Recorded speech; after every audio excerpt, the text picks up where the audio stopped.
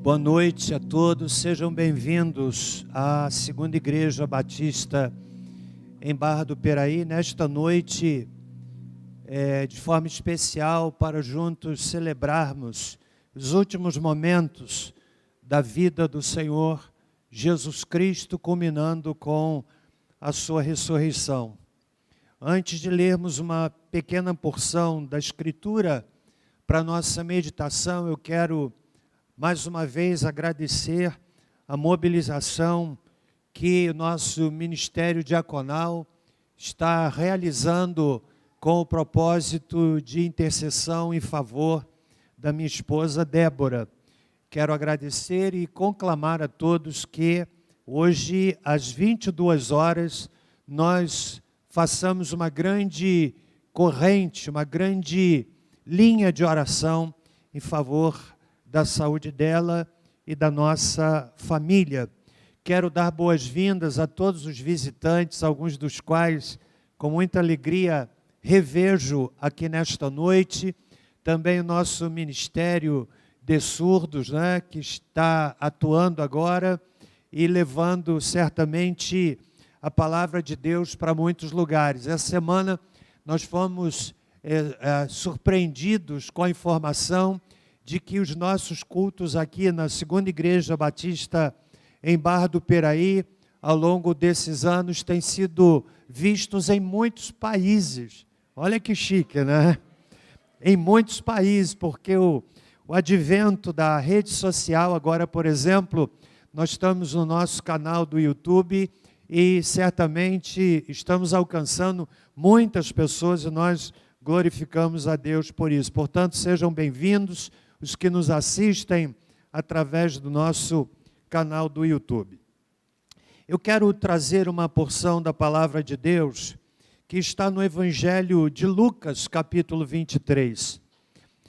Os senhores vieram aqui nessa noite não para assistirem um espetáculo, porque não há aqui atores. Na verdade, são, no sentido mais pleno da palavra, amadores, pessoas que amam o Senhor Jesus e que entendemos levar a mensagem do Evangelho através de muitos recursos, através das músicas, através da interpretação do nosso Ministério Efatá, Ministério de Libras, através do teatro. Nós glorificamos a Deus pela ação e pelo investimento de muitos irmãos e irmãs, desde aqueles que trabalharam nos ensaios, aqueles que prepararam os figurinos. Nós queremos dizer que tudo feito com o esforço desta igreja. Vocês vão ver que ficou uma coisa lindíssima, porque o coração foi colocado neste projeto. Mas eu quero, nesse momento, ter a sua atenção para pensarmos juntos sobre aquele momento, aquela sexta-feira derradeira na vida do Senhor Jesus. Evangelho de Lucas, capítulo de número 23, eu leio o seguinte a partir do versículo 26. Quando o iam levando, constrangeram certo sirineu, chamado Simão, que vinha do campo, e puseram-lhe a cruz às costas, para que a levasse após Jesus. Seguia-o grande multidão, e também mulheres que batiam no peito e o lamentavam. Porém Jesus, voltando-se para elas, disse: Filhas de Jerusalém, não choreis por mim, chorai antes por vós mesmas e por vossos filhos, pois virão dias em que dirão: bem-aventuradas as estéreis, os ventres que não geraram e os peitos que não amamentaram. Então dirão aos montes: caí sobre nós, e aos outeiros: cobri-nos. Pois se ao madeiro verde fazem assim, que se fará o seco? Levaram também outros 2 homens que eram criminosos, para serem mortos com ele. Quando chegaram ao lugar chamado Caveira, ali crucificaram Jesus, e com ele os 2 criminosos, um à direita e outro à esquerda.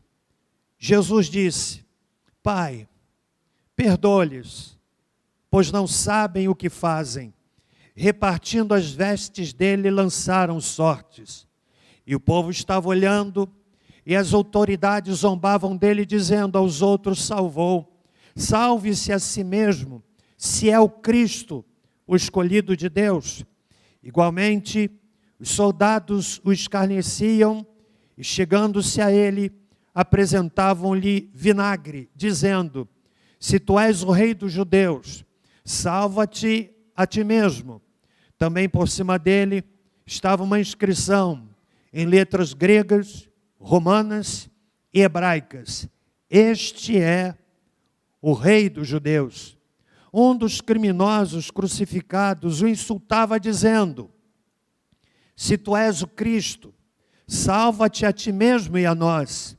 Mas o outro o repreendeu, dizendo: tu nem ainda temes a Deus, estando na mesma condenação?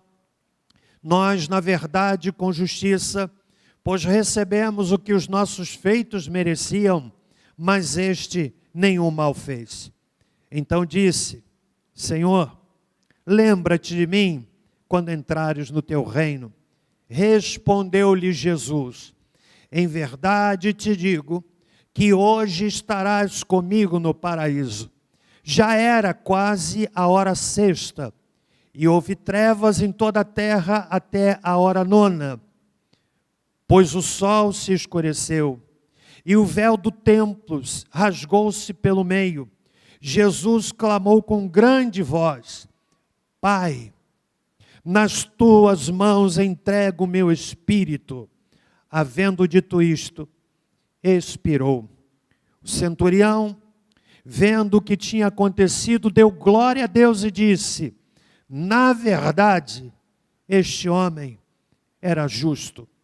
Todas as multidões reunidas para este espetáculo, vendo o que havia acontecido, voltaram batendo no peito. Entretanto, todos os seus conhecidos e as mulheres que o haviam seguido desde a Galileia estavam de longe contemplando estas coisas. Senhor, fala-nos através desta preciosa porção da Tua palavra, em nome de Jesus. Amém. Todos os 4 evangelistas, Mateus, Marcos, Lucas e João, descrevem, cada um de uma forma, este momento derradeiro da vida de Jesus. Quando o Senhor Jesus Cristo foi levado à cruz do Calvário. A cruz tornou-se o símbolo do cristianismo, mas muitos não sabem que ao tempo de Jesus, a cruz era um símbolo de vergonha, de repúdio, era um símbolo de maldição, e todos aqueles que fossem levados à cruz eram tidos como amaldiçoados. E Jesus Cristo, então, foi à cruz por nossos pecados. Ele não cometeu coisa alguma que merecesse aquela cruz.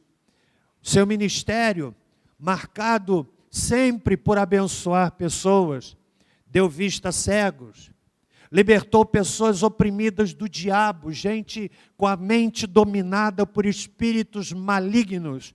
E não foram poucos que, em se deparando com Jesus, ele, o Filho de Deus, com uma palavra de autoridade, ordenou que todos os espíritos malignos batessem em retirada, e eles subordinaram-se à ordem do Filho de Deus, atendendo assim, e homens foram libertos pelo poder de Jesus.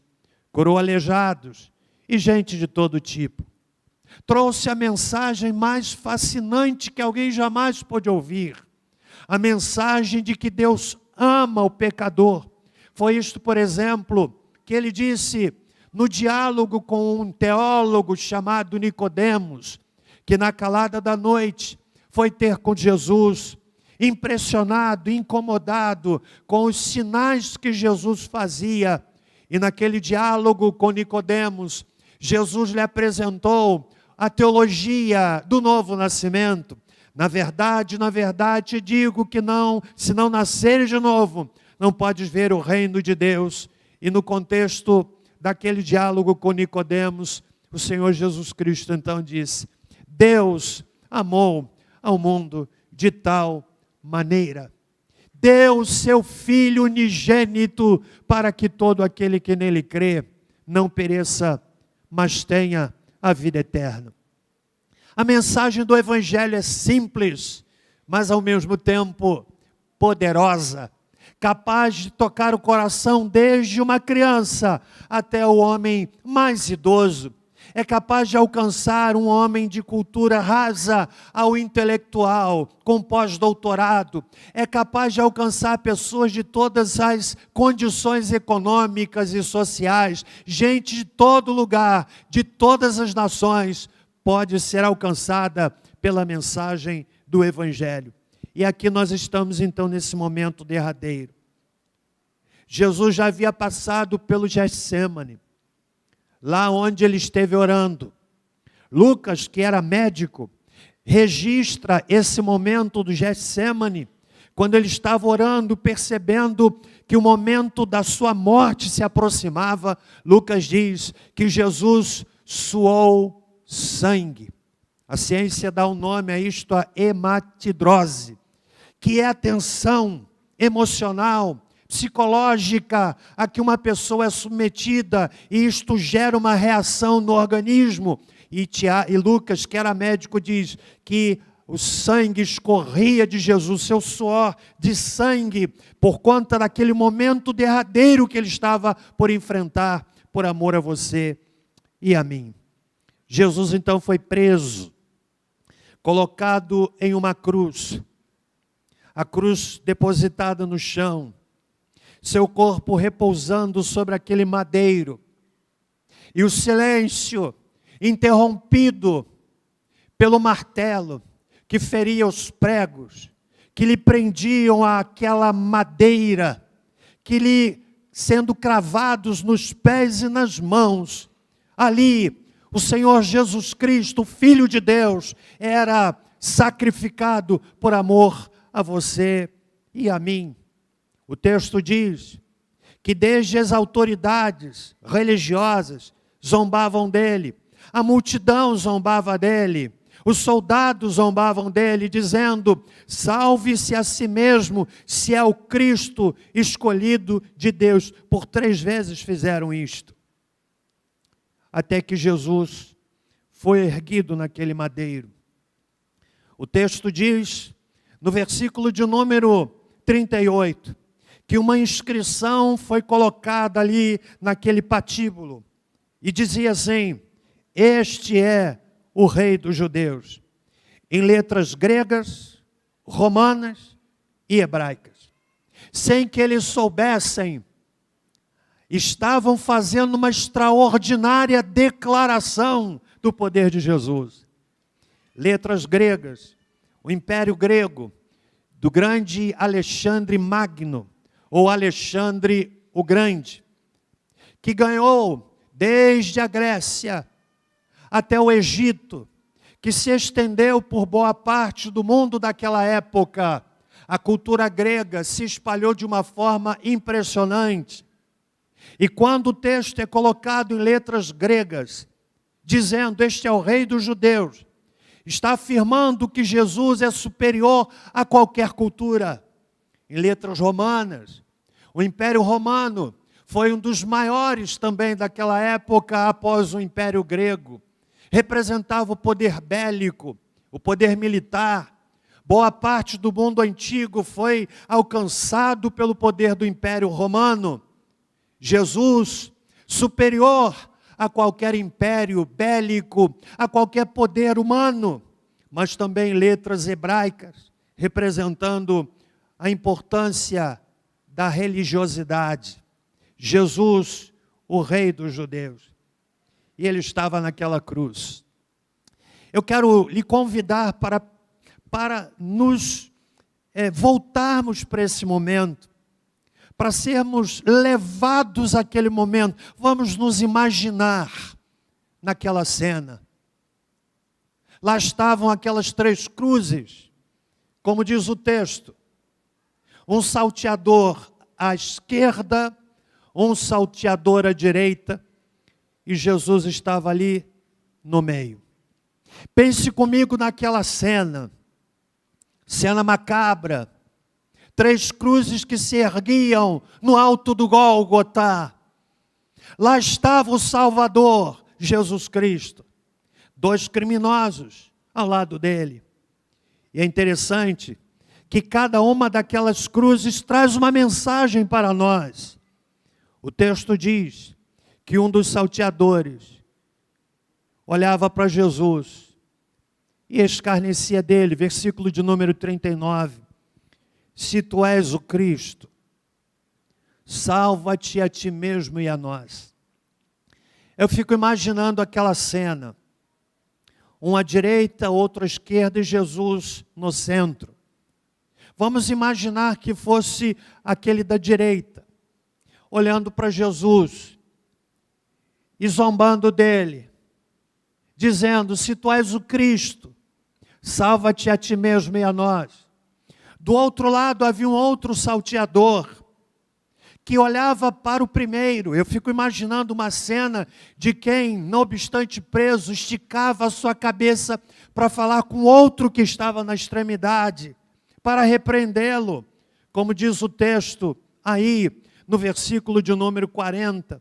Tu nem ainda temes a Deus, estando na mesma condenação. Nós, na verdade, com justiça, pois recebemos o que os nossos feitos mereciam. Referindo-se a Jesus, disse: mas este nenhum mal fez. 3 cruzes. De um lado, um salteador que decidiu morrer no pecado. De um outro lado, um salteador que decidiu morrer para o pecado. E ao centro estava a cruz de Jesus, que morria pelo pecador. A oração que este criminoso arrependido fez é simples, segundos. Não é uma oração elaborada, com linguajar complicado, mas é a oração de uma pessoa constrangida e consciente da sua realidade, de estar ali sabedor de que merecia aquela cruz, mas olhando para Jesus e sabendo que ele não a merecia. Ele faz uma oração simples. Diz assim: Senhor, verso 42, lembra-te de mim quando entrares no teu reino. Esta oração e a atitude deste homem trazem à nossa compreensão algumas verdades. Em primeiro lugar, ele reconhecia que era um pecador. Estamos aqui porque os nossos feitos mereciam.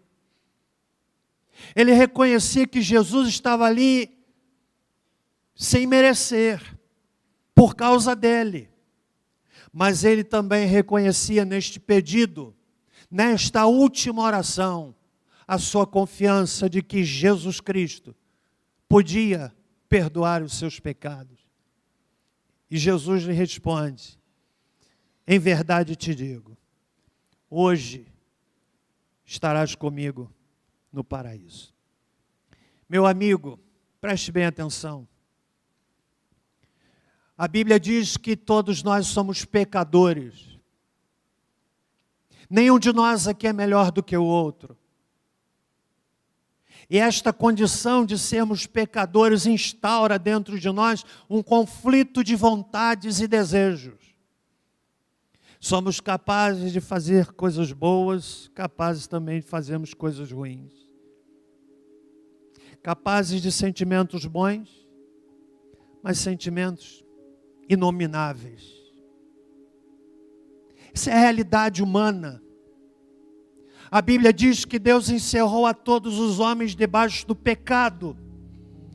Somos diferentes, muitas vezes pela condição econômica. Muitas vezes, por atributos que Deus, na sua infinita bondade, decidiu nos dar. Mas aos olhos dele, todos nós somos pecadores.